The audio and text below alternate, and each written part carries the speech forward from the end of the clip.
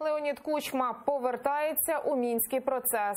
Другий український президент пристав на пропозицію чинного глави держави Володимира Зеленського очолити тристоронню контактну групу.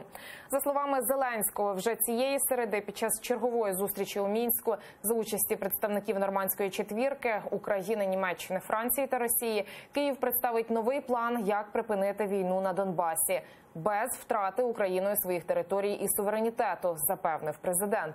Леонід Кучма своєю чергою заявив, що повернувся до тристоронньої групи, бо тепер зможе приймати реальні рішення, які допоможуть повернути Україні мир.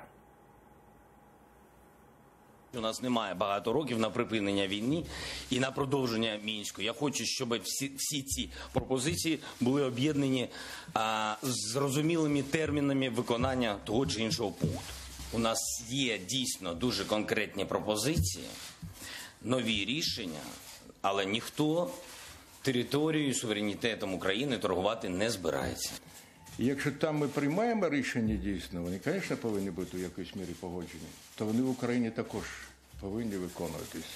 Не просто, що ми там існуємо, я іноді казав, що я не можу працювати в якості весільного генерала, розумію, що сьогодні є можливість працювати на благо, так сказати, виконання тих проблем, які сьогодні існують в Україні.